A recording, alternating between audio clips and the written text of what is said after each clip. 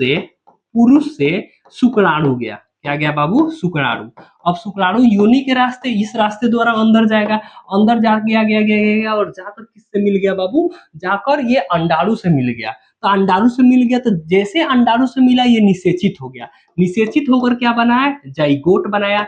और जैसे जाइगोट बना वैसे ये फैलोपियन ट्यूब में गया। किस में गया बाबू? फैलोपियन नलिका में। जय हिंद, मेरा नाम टाइम तेजस सर है। हम लोग कल की क्लास तक मोस्ट इंपोर्टेंट साइंस के क्वेश्चन किए थे जो आपके एग्जाम में आता ही आता है और आएगा ही आएगा। आज के क्लास में हम लोग 3 चैप्टर में, आज के हम लोग क्लास में 3 चैप्टर कंप्लीट कर लेंगे। यानी कल तक हम लोग 31 क्वेश्चन किए थे, आज लगभग हम लोग 31 से लेकर 43 या 42 तक क्वेश्चन करेंगे। लगभग 10 से 11 क्वेश्चन करेंगे और आज आपका 3 चैप्टर बायोलॉजी में खत्म हो जाएगा। फिर हम लोग फिजिक्स भी करेंगे, केमिस्ट्री भी करेंगे, सारा चैप्टर करेंगे, लेकिन क्वेश्चन को एकदम एक एक बढ़िया समझकर एलिमिनेट करके। सबसे पहले हम क्वेश्चन को आइए समझाकर बताते हैं, फिर आपको पता चलेगा कि सही क्या है गलत क्या है। क्वेश्चन नंबर पहला कह रहा है बाबू कि लिंग गुण सूत्र का पूर्ण जोड़ा पाया जाता है। यानी लिंग गुण सूत्र का मतलब क्या होता है, सबसे पहले आप ये समझिए, क्योंकि आप क्वेश्चन के को समझ गए ना बाबू तो जिंदगी में आप कभी भी ऑप्शन को नहीं भूल पाइएगा। तो लिंग गुण सूत्र मतलब होता है बाबू लिंग निर्धारण होना। क्या होना बाबू? लिंग निर्धारण होना। अब लिंग निर्धारण क्या होता है? लिंग निर्धारण होता है ना बाबू तो पता चलता है कि जो बेबी है, बेबी मतलब होता है कि बच्चा जो है वो बच्चा क्या होगा? लड़का होगा, लड़का होगा या लड़की होगी। ये 2 चीज पता चलता है। लिंग निर्धारण से क्या पता चलता है कि कोई भी बच्चा लड़का होगा या लड़की। अब लिंग निर्धारण में लड़का लड़की होता कैसे, 1 मिनट में हम आपको समझाते हैं। एक तरफ हम ले लेते हैं बाबू महिला को, क्या इसको ले लेते हैं? महिला को। महिला बोले तो लड़की। और एक तरफ हम ले लेते हैं बाबू पुरुष को। क्या लेते हैं? पुरुष। पुरुष बोले तो हम कह सकते हैं लड़का। महिला में बाबू एक्स एक्स लिंग निर्धारण पाया जाता है और पुरुष में एक्स वाई गुणसूत्र पाया जाता है। अब जरा एक बात याद रखिएगा कि जब भी महिला और पुरुष आपस में मिलेंगे तो महिला से एक्स आ गया और पुरुष से भी एक्स आ गया, तो एक्स एक्स मिला। तो जब भी एक्स एक्स मिलता है ना बाबू तो महिला किसकी जन्म देगी? महिला लड़की की जन्म देगी। यानी बेबी कैसी होगी? बेबी गर्ल होगी। गर्ल मतलब लड़की होगी। यानी जब भी महिला से एक्स आ गया और पुरुष से ही एक्स आ गया तो एक्स एक्स मिल गया और एक्स एक्स मिल गया तो लड़की होगी। अगर जे महिला से मिल गया फिर एक्स और पुरुष से मिल गया वाई, क्योंकि महिला से हमेशा एक्स एक्स ही मिलेगा और पुरुष से या तो एक्स मिल सकता है या तो वाई मिल सकता है। तो यहां से बनेगा बाबू एक्स वाई। और जब भी एक्स वाई मिलेगा ना बाबू तो बनेगा लड़का। क्या बनेगा बाबू? लड़का। लड़का मतलब होता है बॉय।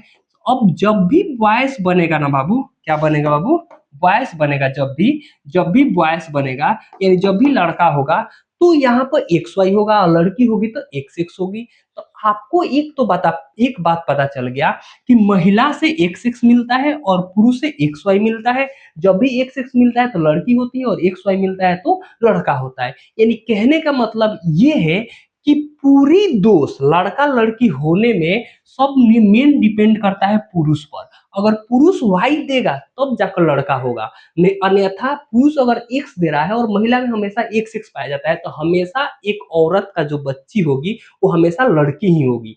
तो हमारे गांव समाज में अनपढ़ लोग रहते हैं ना तो वो समझते हैं कि लड़का ना होने का मतलब है कि इस औरत में दोष है। औरत में दोष नहीं होता है, दोष होता है बाबू पुरुष में, क्योंकि पुरुष जब तक वाई नहीं देगा तब तक लड़का जन्म नहीं होगा। तो ये बात आपसे क्वेश्चन में पूछा जाता है कि एक्स एक्स गुणसूत्र मिलता है तो क्या पैदा होता है बाबू? लड़की पैदा होती है। और एक्स वाई मिलता है तो क्या पैदा होता है बाबू? लड़का पैदा होता है। ये सब डिपेंड करता है बाबू पुरुष पर। अब एक बात और आप समझ जाइएगा बाबू कि देखिए महिला में एक्स एक्स पाया जाता है तो यहाँ पे क्वेश्चन कह रहा है कि लिंग गुणसूत्र का पूर्ण जोड़ा। पूर्ण जोड़ा मतलब होता है सेम जोड़ा। तो एक्स एक्स पूर्ण जोड़ा है और एक्स वाई अपूर्ण जोड़ा है। तो पूर्ण जोड़ा किस में पाया जाता है बाबू? महिला में पाया जाता है। महिला बोले तो किस में पाया जाता है बाबू? स्त्री में पाया जाता है। तो ऑप्शन इसका कौन होगा? Option B is a right answer. और यहाँ पे ध्यान दीजिए पुरुष, क्या पुरुष में होगा? क्योंकि पुरुष में एक्स वाई पाया जाता है तो ये भी नहीं होगा। पुरुष और स्त्री ये भी नहीं होगा। तो स्त्री में एक्स एक्स पाया जाता है और इसको हम लोग बोलते हैं पूर्ण जोड़ा। यानी एक्स एक्स हो गया तो ये पूर्ण जोड़ा के रूप में हो गया। और कैसे लड़का होता है कैसे लड़की होता है आप सब बात समझ गए। चलिए हम अगले क्वेश्चन पे चलते हैं, ध्यान दीजिए। देखिए बाबू अगला क्वेश्चन क्या कह रहा है? अगला क्वेश्चन कह रहा है कि अलैंगिक जनन मुकुलन विधि द्वारा होता है। यानी अलैंगिक जनन मुकुलन तो विधि द्वारा होता है, लेकिन किसमें होता है? ये जो चारों क्वेश्चन है ना बाबू, अमीबा, ईस्ट, स्पाइरोगायरा, बायोफाइटा, ये सारा क्वेश्चन कहीं ना कहीं आपके एग्जाम में हमेशा पूछा जाता है और अभी भी इस साल भी पूछा जाएगा। आप गांठ बांध लीजिए, इंपोर्टेंट कर लीजिए कि ये एग्जाम में पूछा ही पूछा जाएगा, याद रखिएगा। अब चलिए हम सबके बारे में एक एक करके जान जाते हैं। अमीबा की बात करें तो अमीबा में अलैंगिक जनन आप याद रखिएगा बाबू, विखंडन द्वारा होता है। किसके द्वारा होता है बाबू? विखंडन द्वारा अमीबा में होता है। तो अमीबा में अलैंगिक जनन किसके द्वारा होता है बाबू? विखंडन द्वारा, क्योंकि ये अमीबा का एक स्ट्रक्चर है। अमीबा अपने आप को तोड़ती है, तोड़कर दो भागों में बढ़ जाती है, जिसको हम लोग बोलते हैं विखंडन। तो याद रखिएगा अमीबा में विखंडन द्वारा होता है। अगर वही हम बात करते हैं बाबू ईस्ट में, तो ईस्ट से पहले हम बात करते हैं बाबू स्पाइरोगायरा। तो स्पाइरोगायरा में बाबू द्विखंडन होता है। क्या होता है बाबू? द्विखंडन होता है। द्विखंडन या विखंडन दोनों एक ही होता है। तो स्पाइरोगायरा में भी द्विखंडन क्या होता है बाबू? जनन होता है, जिसको हम लोग बोलते हैं अलैंगिक जनन। तो ये भी पूछ सकता है कि स्पाइरोगायरा में कौन सा होता है, तो स्पाइरोगायरा में द्विखंडन होता है। अगर आपसे पूछे कि बायोफाइलम में क्या होता है, तो बायोफाइलम आप समझ जाइए बाबू। बायोफाइलम मतलब क्या होता है, ध्यान दीजिए। बायोफाइलम मतलब होता है बाबू कि पत्तियों द्वारा जन्म होना। अब आप थोड़ा सा सोच में पड़ जाइएगा कि ये पत्तियों द्वारा क्या होता है बाबू? जनन। पत्तियों द्वारा, बीज द्वारा आप समझ सकते हैं कि बीज से उपज होता है, द्विखंडन हो सकता है, मुकुलन हो सकता है। बाकी ये पत्तियों द्वारा क्या होता है, आप एक बात समझिएगा कि एक ये प्यारा सा पत्ती है, ध्यान दीजिए, एक ये प्यारा सा पत्ती है। अब आप यहाँ से एक बात और ध्यान दीजिएगा, इस पत्ती के ऊपर वातावरण के संपर्क में होकर यहाँ से छोटे छोटे पोप्स निकलने लगते हैं, और यही पोप्स क्या करते हैं, एक पौधे के रूप ले लेते हैं। किसका रूप ले लेते हैं बाबू? पौधे के रूप ले लेते हैं, और ये बड़ा बड़ा पौधा बन जाता है। ये किसका रूप ले लेते हैं बाबू? पौधे के रूप ले लेते हैं। तो आप याद रखिएगा कि बायोफाइटा में किसके द्वारा होता है? पत्तियों के द्वारा, यानी पत्ती से ही वातावरण के संपर्क में आकर छोटे छोटे पोप्स निकलने लगते हैं और वो पौधे के रूप ले लेते हैं।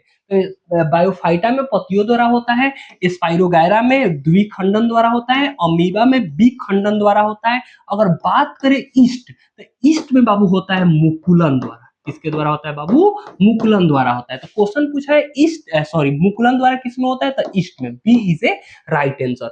मुझे उम्मीद है कि एक क्वेश्चन के साथ आप अनेक क्वेश्चन समझ गए और एक एक क्वेश्चन आप एग्जाम में फोड़ डालिएगा। चलिए हम अगले क्वेश्चन की बात कर लेते हैं, ध्यान दीजिए। अगला क्वेश्चन बाबू क्या कह रहा है? अगला क्वेश्चन कह रहा है कि पौधों में जनन अंग कहाँ पाए जाते हैं। मोस्ट इंपोर्टेंट क्वेश्चन, कि पौधों में जनन अंग कहाँ पाए जाते हैं। अगर हम बात करते हैं पौधों में जनन अंग, तो याद रखिएगा, जड़ की बात बोले तो क्या जड़ में पाया जाता है? नहीं। जड़ क्या करता है? जड़ जल को पहुंचाता है। किसको पहुंचाता है बाबू? जल को परिवहन करता है पत्तियों तक, ताकि प्रकाश संश्लेषण हो। क्या करता है? जल को परिवहन, क्या करता है बाबू? परिवहन करता है। याद रखिएगा, परिवहन करता है, जल को परिवहन करता है। और जल को परिवहन करने वाला कौन होता है जड़ में? जिसका नाम होता है बाबू जाइलम। याद रखिएगा, क्या नाम होता है? जाइलम होता है, जो जल को जड़ से लेकर पत्तियों तक पहुंचाता है। तो याद रखिएगा, जल का परिवहन कौन करता है? जाइलम करता है। ये भी क्वेश्चन पूछता है आपसे। पुष्प की बात करें तो पुष्प का मतलब क्या होता है बाबू? पुष्प का मतलब होता है बाबू फूल। क्या होता है बाबू? फूल। और याद रखिएगा, पौधे में जनन अंग फूल ही होता है, क्योंकि फूल में दो होता है। फूल में आपका अंडाशय भी होता है और फूल में आपका पुंकेसर भी होता है। अंडाशय स्त्री का भाग होता है और पुंकेसर आपका फूल में पुरुष का भाग होता है। इसीलिए फूल में ही क्या होता है बाबू? फूल में जनन अंग होता है। तो इसका आंसर क्या हो जाएगा? B is a right answer. फल का बात तो फल बन जाता है, उसके बाद तानाकी में तो कुछ होता नहीं है, ये बात याद रखिएगा। तो ये B is a right answer. चलिए हम अगले क्वेश्चन की बात कर लेते हैं। ध्यान दीजिए बाबू, अगला क्वेश्चन क्या कह रहा है, आप थोड़ा बढ़िया ध्यान दीजिएगा। कह रहा है निम्न में से कौन एक उभयलिंगी जंतु है। सबसे पहले हम ये समझ जाते हैं बाबू कि उभयलिंगी क्या होता है। अच्छा, उभयलिंगी मतलब होता है कि जिसमें जिसमें नर और मादा दोनों हो, जिसमें नर और मादा दोनों हो, उसे हम क्या बोलते हैं बाबू? उसे उभयलिंगी बोलते हैं। नर मतलब क्या होता है बाबू? नर मतलब होता है पुरुष। क्या होता है बाबू? पुरुष। और मादा मतलब क्या होता है? मादा मतलब होता है महिला। यानी एक ऐसा जीव जिसमें पुरुष भी हो और महिला भी हो, उसे हम लोग बोलते हैं उभयलिंगी। अब ध्यान दीजिए, हम बात करते हैं कुत्ता की। तो कुत्ता क्या होता है बाबू? एक लिंगी होता है। एक लिंगी मतलब या तो ये पुरुष होगा या तो ये स्त्री होगा। तो स्त्री होगा तो ये एक लिंगी होगा अलग, और पुरुष होगा तो भी एक लिंगी होगा। तो ये कुत्ता जो होता है एक लिंगी होता है। बकरी, बकरी को भी आपको पता चल गया कि बकरी भी क्या होती है? एक लिंगी होती है। अगर बात करते हैं बिल्ली, तो बिल्ली भी क्या होती है बाबू? एक लिंगी होती है। लेकिन अगर यही बात करते हैं केचुआ, तो केचुआ याद रखिएगा बाबू, केचुआ द्विलिंगी होता है। क्या होता है बाबू?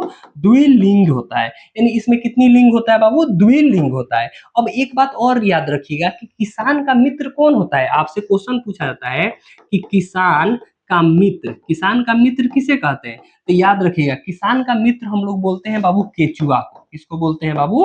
केचुआ को। क्योंकि केचुआ क्या करता है? नीचे से मिट्टी को ऊपर लेकर जाता है, तो उस मिट्टी को उर्वरक बनाने का काम करता है। इसीलिए केचुआ को हम लोग किसान का मित्र कहते हैं। और केचुआ एक उभयलिंगी होता है, जिसमें नर भी होता है और मादा भी होता है। तो इसका answer A is a right answer. अगले हम क्वेश्चन की बात कर लेते हैं।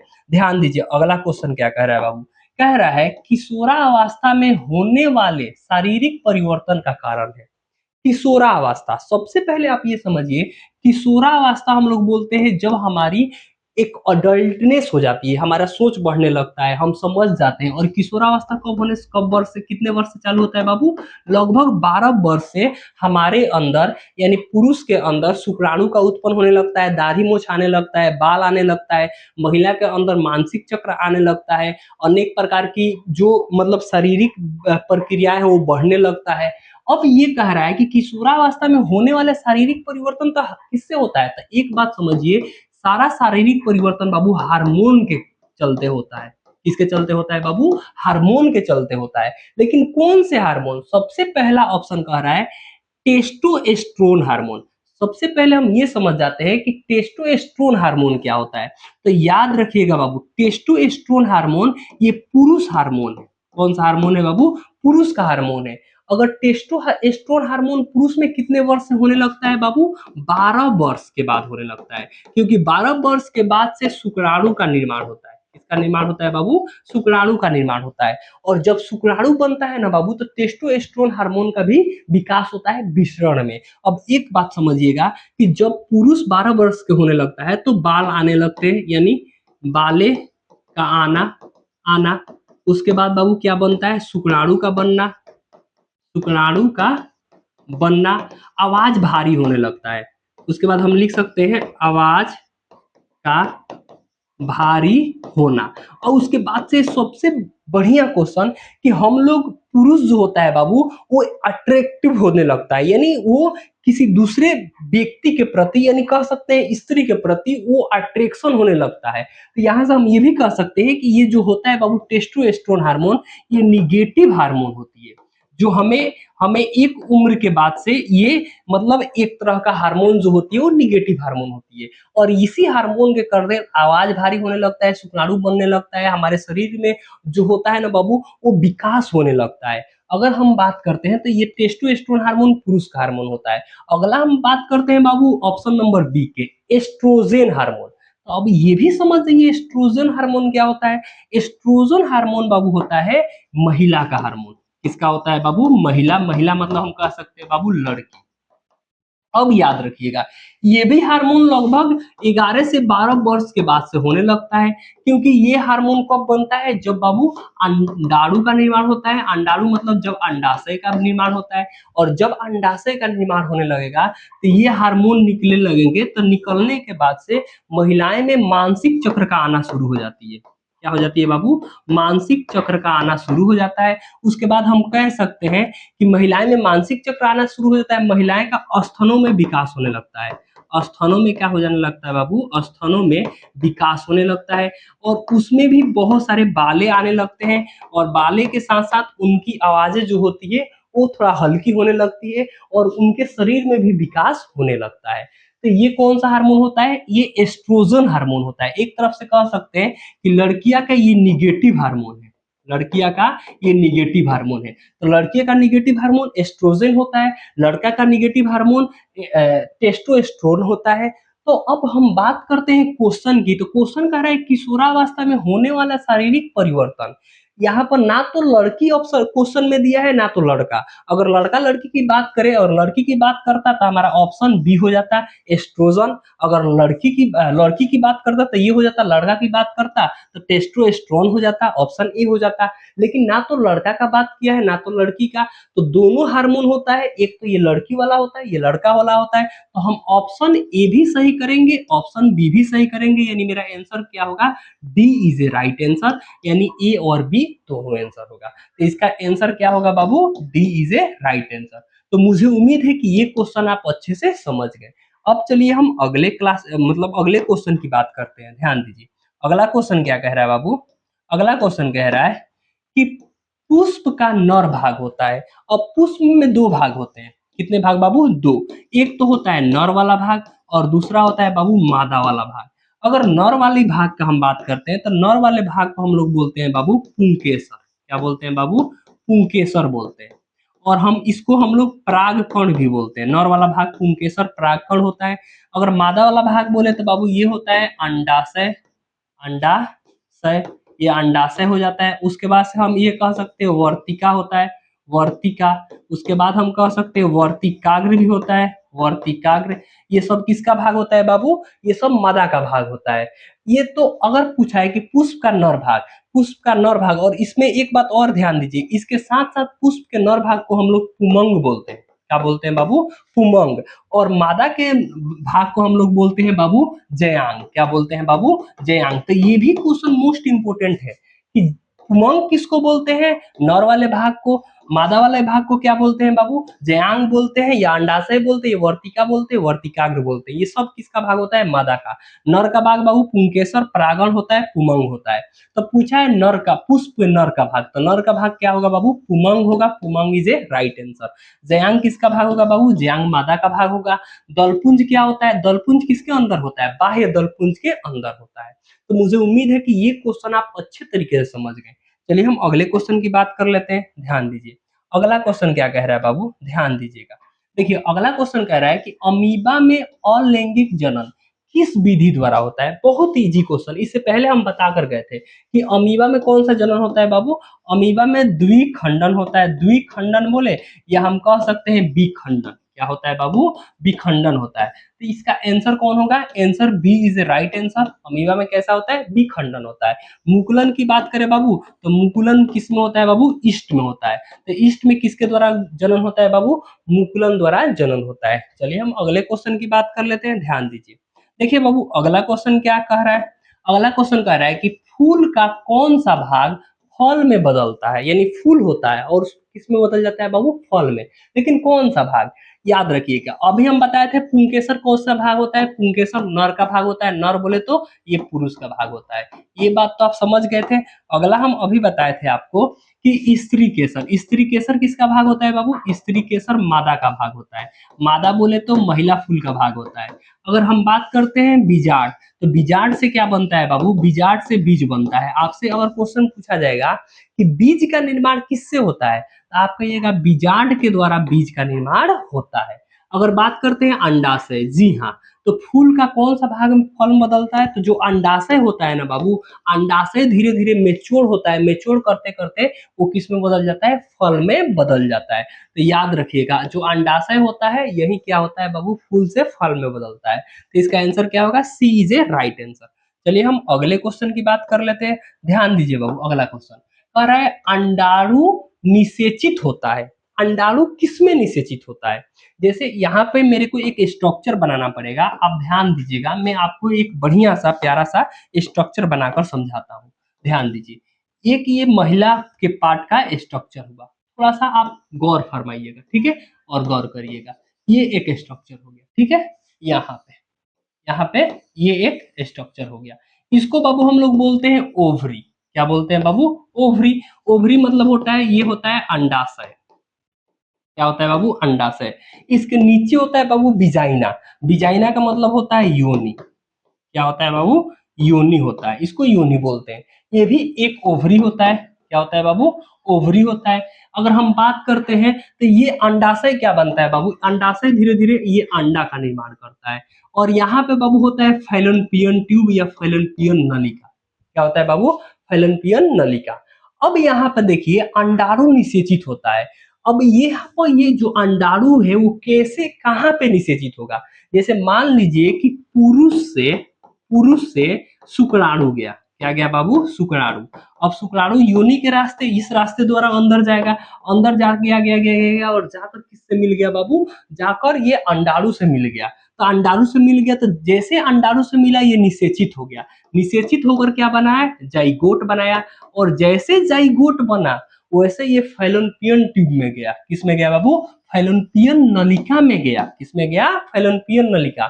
और फैलोपियन नलिका से होते हुए किसमें गया, गर्भाशय में गया। तो याद रखिएगा फैलोपियन नलिका से ये डायरेक्ट किस में जाता है, ये डायरेक्ट जाता है गर्भाशय में, गर्भाशय में, याद रखिएगा। और गर्भाशय में जाएगा तो गर्भाशय में क्या पलेगा बाबू, बेबी पलेगा। बेबी मतलब होता है कि गर्भाशय में बच्चा पलता है, याद रहेगा आपको। तो फैलोपियन तो निषेचित, अंडाणु निषेचित कहाँ होता है, फैलोपियन ट्यूब में होता है। D is a right answer. लेकिन फैलोपियन ट्यूब से कहाँ जाता है, गर्भाशय में जाता है। और गर्भाशय में ही बेबी पलता है, एक बच्चा पलता है। तो याद रखिएगा यहाँ से आपको जाता है यहाँ तक और यहाँ से आता है फैलोपियन नलिकाएं में, और फैलोपियन नलिकाएं से कहाँ चल जाता है, गर्भाशय में चला जाता है, वहां पर बच्चा पलने लगता है। अगर अंडाशय की बात करें तो ये होता है ओवरी, और इसको हम लोग बोलते हैं अंडाशय। तो ये क्वेश्चन आप, मुझे उम्मीद है कि आप समझ गए। योनि क्या होती है, ये फर्स्ट वाला जो पार्ट होती है उसको हम लोग योनि बोलते हैं। चलिए ये क्वेश्चन आप अच्छे से समझ गए। चलिए हम अगले क्वेश्चन की बात कर लेते हैं बाबू। देखिए अगला क्वेश्चन क्या होता है, एक एक क्वेश्चन बाबू हम ऐसे आपको समझा दे रहे हैं ना कि मुझे उम्मीद है ना कि आप क्वेश्चन को फाड़ फूड़ कर उसका मतलब खोपड़ी में छेद करके चले जाइएगा। अगर आप सच में, अगर वाकई में आप एक सच में काबिल स्टूडेंट बनना चाहते हैं तो ऐसा ही पढ़ाई किया जाता है, एकदम मन लगाकर, दिल लगाकर। अब देखिए अगला क्वेश्चन क्या कह रहा है, कह रहा है कि नर युग्मक में गुणसूत्रों की संख्या होती है। सिर्फ नर की बात कहा है, किसका बात कहा है, नर की। अगर हम बात करते हैं बाबू मानव में, इसमें मानव में, तो अगर क्वेश्चन पूछता है कि मनुष्य में गुणसूत्र कितने होते हैं, तो मनुष्य में गुणसूत्र 46 होते हैं। 46 का मतलब क्या होता है बाबू, 23 जोड़े होते हैं। कितने जोड़े में होते हैं बाबू, 23 जोड़े। 22 जो जोड़ा होता है ना बाबू, 22 वो ऑटोसोम होता है। ऑटोसोम मतलब जो सेम होता है, उसमें कोई बदलाव नहीं होता है। लेकिन जो एक जोड़ा होता है ना बाबू, ये बदलाव हो जाता है, एक्स एक्स होता है या एक्स वाई होता है। एक्स एक्स की बात करें तो लड़की, एक्स वाई की बात करें तो लड़का। तो 22 तो सेम होता है, लेकिन एक जोड़ा जो होता है एक्स एक्स एक्स वाई, ये सेम नहीं होता है। तो 22 ऑटोसोम होता है और एक ऑटोसोम नहीं होता है। कुल मिलाकर कितने जोड़े होते हैं, 23 जोड़े। अगर पूरी गिनती में बात करें तो 46 होते हैं। लेकिन यहाँ पे क्वेश्चन में ये पूछा है कि सिर्फ नर। नर मतलब क्या होता है बाबू, नर मतलब होता है पुरुष। और जब भी पुरुष की बात करें तो पुरुष में कब गुणसूत्र बनेगा, जब ये शुक्राणु बनेंगे, क्योंकि शुक्राणु ही गुणसूत्र होते हैं। तो शुक्राणु ही तो बेबी का जन्म करते हैं, बेबी होते हैं। तो शुक्राणु क्या होता है बाबू, शुक्राणु यही ना होता है एक्स वाई। तो हम कह सकते हैं कि ये एक मतलब सिर्फ नर की बात करें तो कितने होते हैं बाबू, 23 होते हैं। क्योंकि 22 सेम होते हैं और एक्स वाई एक ऐड होगा, तो कुल मिलाकर कितना होगा बाबू, कुल मिलाकर 23 होगा। तो आंसर क्या होगा, answer B is a right answer. और सिर्फ नर में पूछा, अगर यही क्वेश्चन स्त्री में पूछता या मादा में पूछता तो मादा में भी कितना होता है बाबू, 23 होता, याद रहेगा। लेकिन अगर यही क्वेश्चन मनुष्य में पूछता या मानव में पूछता, तो अगर गिनती में पूछता तो 46 होता, अगर जोड़ा में पूछता तो 23 जोड़ा होता। सारा क्वेश्चन मुझे उम्मीद है कि आपको क्लियर है, याद रहेगा। तो इसका आंसर क्या होगा, B is a right answer. चलिए हम शायद लास्ट क्वेश्चन इस क्लास का है, हम इस पे बात कर लेते हैं। देखिए बाबू लास्ट क्वेश्चन कह रहा है कि परागकण निम्न में किसके अंदर बनते हैं। अभी हम आपको बताए थे कि परागकण किसका भाग होता है, नर का भाग होता है। नर बोले तो ये पुरुष फूल का भाग होता है, पुरुष फूल का भाग होता है। अगर हम बात करते हैं अंडाशय, तो ये महिला फूल का भाग होता है। ये तो होगा नहीं, महिला यानी मादा का भाग होता है।